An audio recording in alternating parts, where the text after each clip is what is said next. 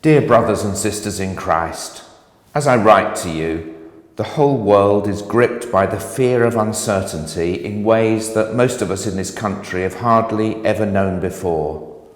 The challenge of the coronavirus pandemic affects every person and every community. However, I want to write to you with reassurance. As followers of Jesus Christ, we are the custodians of a living hope, nothing less than the firm and joyful conviction that in Jesus Christ, God has already won the victory over sin, desolation, uncertainty, and death.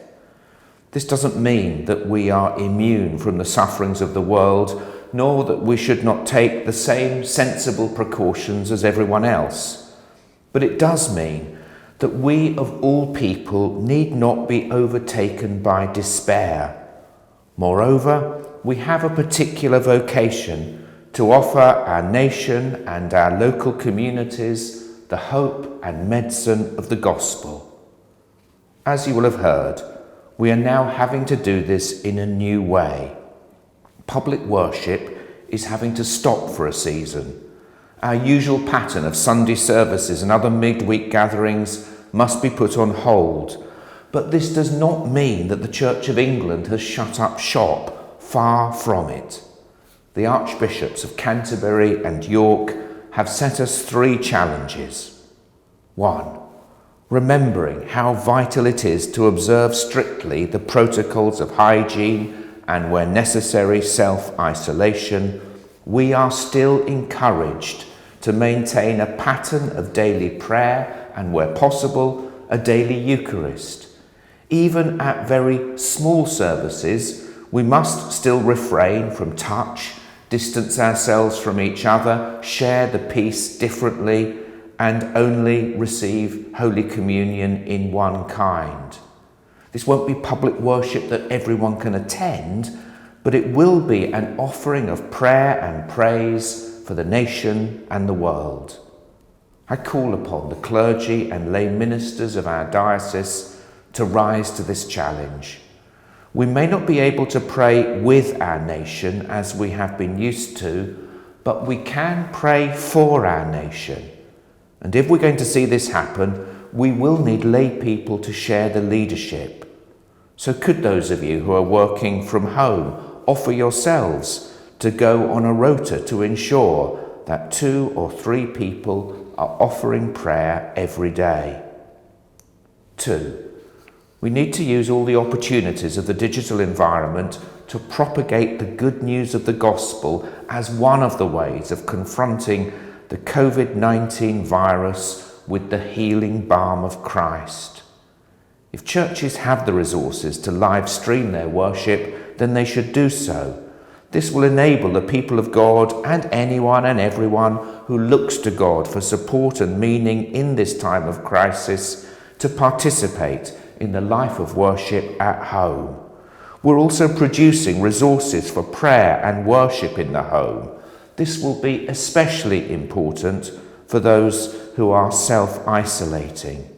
Today, we are putting together a short service of spiritual communion, which can be said at home by those who are not able to receive Holy Communion in church at the moment. The cathedral is live streaming morning and evening prayer every day. We are planning to increase this service, and we will provide advice and guidance to other churches who want to do similar. There is a weekly sermon podcast available on the website. We plan to develop this into a short act of worship which can be viewed and listened to each week. 3. Just as we need to pray for our nation, we must serve our nation too.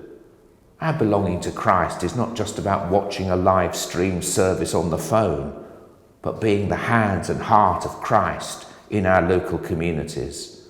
With our sisters and brothers from other Christian churches and with all people of goodwill, we must be in the forefront of providing practical care and support for the most poor and the most vulnerable. Many of our people are going to suffer during these coming months as the coronavirus reaches its peak.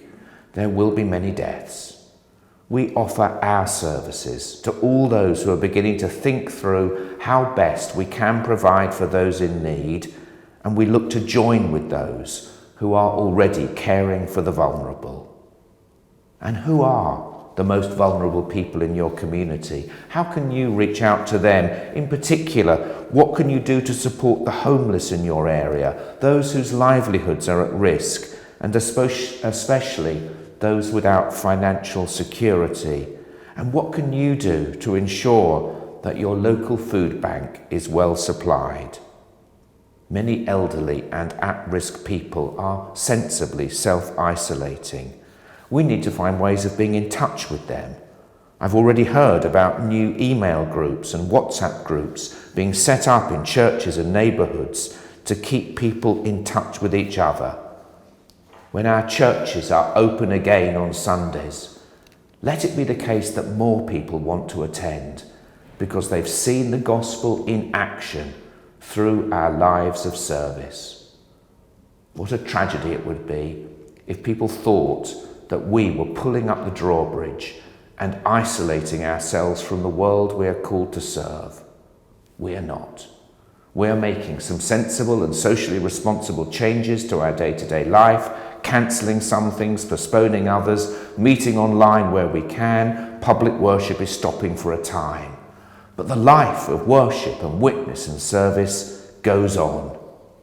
As the archbishops have said, being a member of the Church of England is going to look very different in the days ahead. Our life is going to be less characterised by attendance at church on Sunday and more characterised by the prayer and service we offer each day. This is a defining moment for the Church of England. Are we truly a church for the nation or just the church for ourselves? We urge you, sisters and brothers, to become a different sort of church in these coming months, rooted in the offering of prayer and praise and overflowing in service to the world. In the diocese, we will continue to keep the website updated as the best way of keeping you informed. Please look at it regularly. This guidance for churches is reviewed every day by a group I have set up to oversee our response to the pandemic. There are also links to the national advice on the Church of England website. And let us know what you're doing. It will be a great encouragement to hear how different churches are responding to this challenge. We can publicise it on the website. If you need further advice, please turn first to your area dean, though bishops and archdeacons are of course available. Finally, I want to commend the faithfulness of clergy and lay ministers, church wardens and church officers, whom I've already heard in these past few days are working sacrificially and heroically to minister people in this time of need. For myself, there is a particular sadness, as these are my last few weeks as your bishop, and I would, of course, have wished the circumstances for my farewell to be rather different. The farewell events, centred on the Chrism Eucharist and Easter Sunday, are now cancelled as public events. However, they will take place and will be live streamed for people to participate in a different way. Further details will be available soon. It has been a huge joy to serve as your bishop, and I thank you for your faithfulness. This Sunday is Mothering Sunday, a day when we think and pray about families and households, and when we give thanks for the Church, which is our mother too. It is a good day to make a fresh resolve to be the Church in and for our local communities, but in a new way. Our archbishops have invited us to make this a day of national prayer and action. In particular, we are asked to light a candle at 7 p.m. on Sunday evening and put it in our window as a sign of the hope we have in Christ. You might also resolve to ring someone who is isolated and vulnerable, or buy an extra item and place it in your local food bank. And of course, when you wash your hands, say the Lord's Prayer.